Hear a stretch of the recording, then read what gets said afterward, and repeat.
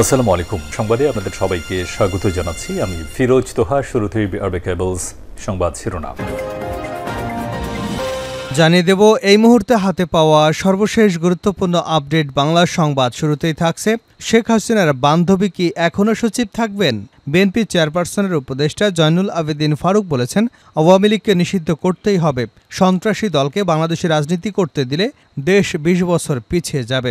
তারেক রহমান বলেছেন, এ সরকারকে বিপর্যস্ত করা যাবে না। তাই বলে কি শেখ হাসিনার বান্ধবী এখনও সচিব থাকবেন? এবারে জানাবো, নতুন করে ফ্যাসিস্টের উত্থান ঠেকাতে ঐক্যবদ্ধ থাকার বিকল্প নেই।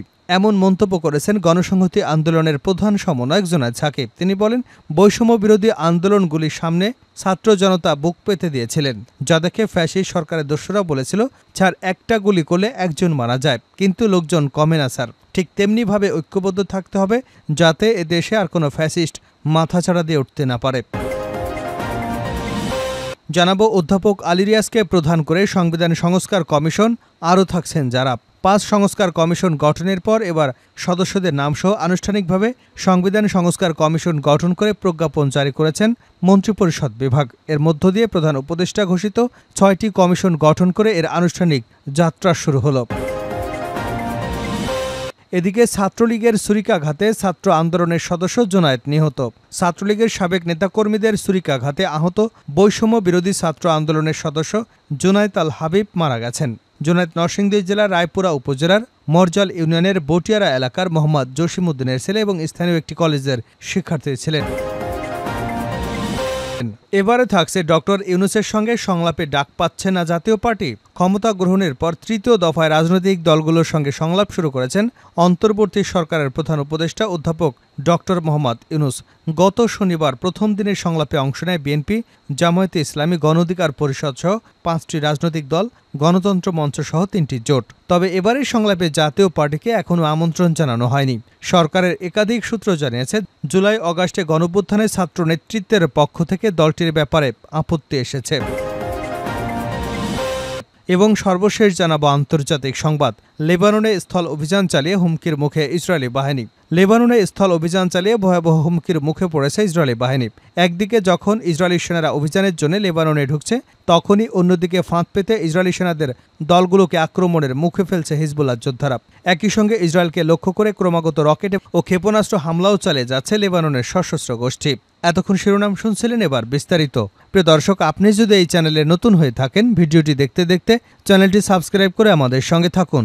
আর এই ভিডিও সম্পর্কে আপনি আপনার মূল্যবান মতামতটি কমেন্ট বক্সে জানিয়ে দিন।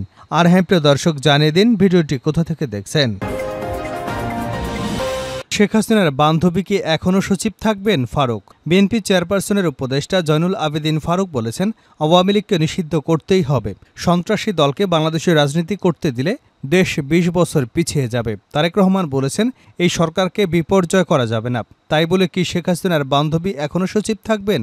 জাতীয় প্রেস ক্লাবে প্রতিবাদ অভ্যুত্থান পরবর্তী বাংলাদেশ, আগামী নির্বাচন ও তারেক রহমান শীর্ষক আলোচনা সভায় এসব কথা বলেন তিনি বলেন, শেখ হাসিনা বাংলাদেশের সব সাংবিধানিক প্রতিষ্ঠান ধ্বংস করে দিয়েছে। তারেক রহমান বলেছেন, এই সরকারকে বিপর্যস্ত করা যাবে না। তাই বলে কি শেখ হাসিনার বান্ধবী এখনও সচিব থাকবেন? সাবেক এই চিফ হুইপ আরও বলেন, বাংলাদেশে প্রথম দরকার নির্বাচন কমিশনকে সংস্কার করা। তবে এই সংস্কারের সময় যেন মঈন ফখরুদ্দিনের মতো না হয়। সরকারকে দ্রুত নির্বাচনের রোডম্যাপ দেওয়ার আবেদন করেন ফারুক। তিনি বলেন, নির্বাচনের রোডম্যাপ দিলেই জনগণ বিশ্বাস করবে এটা 1-11-এর সরকার নয়। নির্বাচিত সরকার সংবিধান সংশোধন করবে বলেও উল্লেখ করেন তিনি। নতুন করে ফ্যাসিস্টের উত্থান ঠেকাতে ঐক্যবদ্ধ থাকার বিকল্প নেই। নতুন করে ফ্যাসিস্টের উত্থান ঠেকাতে ঐক্যবদ্ধ থাকার বিকল্প নেই বলে মন্তব্য করেছেন গণসংহতি আন্দোলনের প্রধান সমন্বয়ক জুনায়েদ সাকিব। তিনি বলেন, বৈষম্য বিরোধী আন্দোলনে গুলির সামনে ছাত্র জনতা বুক পেতে দিয়েছিলেন। তাদেরকে ফ্যাসিস্ট সরকারের দোসররা বলেছিল, স্যার একটা গুলি করলে একজন মারা যায়, কিন্তু লোকজন তো কমে না। ঠিক তেমনিভাবে ঐক্যবদ্ধ থাকতে হবে, যাতে এদেশে আর কোনো ফ্যাসিস্ট মাথাছাড়া দিয়ে উঠতে না পারে। সন্ধ্যায় রংপুর জেলা শিল্পকলা একাডেমি মিলনায়তনে আয়োজিত ২৪-এর গণঅভ্যুত্থানে নিহতদের স্মরণ সভায় একথা বলেন তিনি। জুনায়েদ সাকিব বলেন, অভ্যুত্থানে ফ্যাসিস্ট সরকার বিদায় নিলেও তাদের তৈরি ব্যবস্থা বহাল তবিয়তে রয়েছে, যার কারণে পালিয়ে যাওয়া শেখ হাসিনার এখনও বাণী দিয়ে যাচ্ছেন, চট করে ঢুকে পড়বেন। একটা রাজনৈতিক দল ছিল আওয়ামী লীগ, অথচ সেই দলকে আজকে কোনো জায়গায় দাঁড়াতে হয়েছে। এত হত্যাকাণ্ড ঘটনার পরেও তাদের অনুশোচনা নেই, বরং তারা এখনও প্রতিশোধ নেবার কথা বলে। যারা মুক্তিযুদ্ধের কথা বলে বিভাজন তৈরি করেছিল, তারা এখনও বিভাজন তৈরি করবার চেষ্টা করছে। জুনায়েদ সাকি আরও বলেন, পাহাড়, মন্দির, মাজারে হামলা ফ্যাসিস্টরাই করেছে। তারা এগুলো করে অপপ্রচার চালিয়ে বাংলাদেশকে জঙ্গি রাষ্ট্র হিসেবে পরিচিত করতে চায়। এই প্রেক্ষাপটে সবাইকে ঐক্যবদ্ধ থাকতে হবে, সবার পরিচয় হওয়া উচিত বাংলাদেশি। অধ্যাপক আলী রিয়াজকে প্রধান করে সংবিধান সংস্কার কমিশন আরও থাকছেন যারা। ৫ সংস্কার কমিশন গঠনের পর এবার সদস্যদের নামসহ আনুষ্ঠানিকভাবে সংবিধান সংস্কার কমিশন গঠনে করে প্রজ্ঞাপন জারি করেছে মন্ত্রিপরিষদ বিভাগ। এর মধ্য দিয়ে প্রধান উপদেষ্টা ঘোষিত ৬টি কমিশন গঠন করে এর আনুষ্ঠানিক যাত্রা শুরু হলো।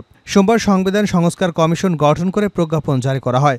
সংবিধান সংস্কার কমিশনের প্রধান হিসেবে আছেন অধ্যাপক আলী রিয়াজ, আর ৮ জন সদস্য হলেন ঢাকা বিশ্ববিদ্যালয়ের আইন বিভাগের অধ্যাপক সুমাইয়া খায়ের, অধ্যাপক মোহাম্মদ ইকরামুল হক, ব্যারিস্টার ইমরান সিদ্দিকী, সুপ্রিম কোর্টের আইনজীবী শরীফ ভূঁইয়া, ব্যারিস্টার এম.এ. মঈন আলম, লেখক ফিরোজ আহমেদ, লেখক এবং মানবাধিকার কর্মী মোহাম্মদ মুস্তাইন বিল্লাহ এবং শিক্ষার্থী প্রতিনিধি হিসেবে আছেন মাহফুজ আলম।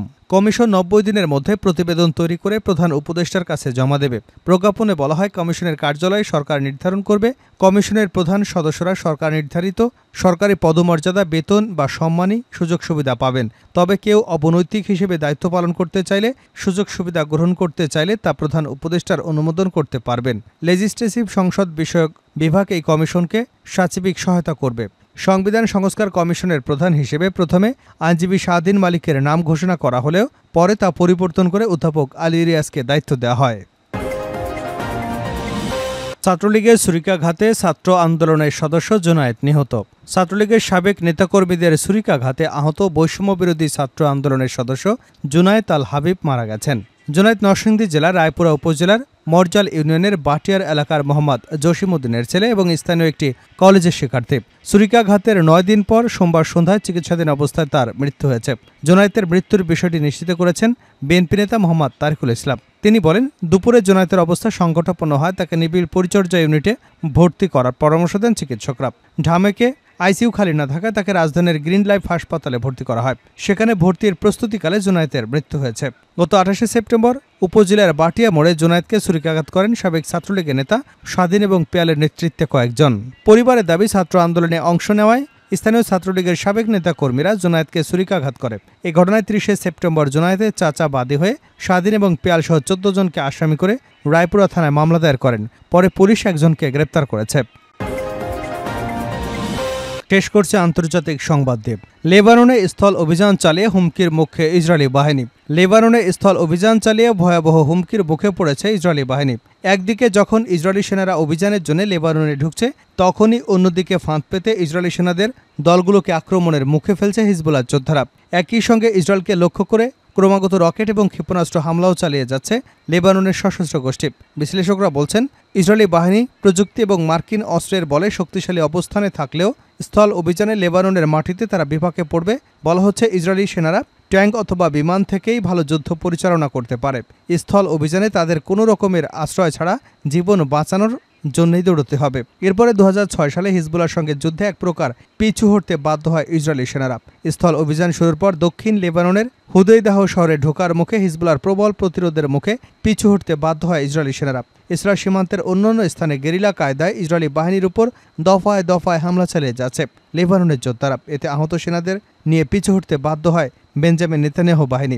এদিকে হিজবুল্লাহর সঙ্গে প্রবল সংঘাতের মধ্যেই লেবাননের রাজধানী বৈরুতের দক্ষিণ অঞ্চলে শনিবার রাত থেকে রোববার সকাল পর্যন্ত তীব্র বিমান হামলা চালিয়েছে ইহুদিবাদী ইসরায়েল। লেবাননের ন্যাশনাল নিউজ এজেন্সির খবরে বলা হয়েছে, ইসরায়েলি যুদ্ধবিমান থেকে বৈরুতের দক্ষিণের শহরতলিতে ৪টি খুবই ভয়ঙ্কর হামলা চালানো হয়েছে এবং একটি হামলা হয়েছে চুয়েফাত এলাকায়।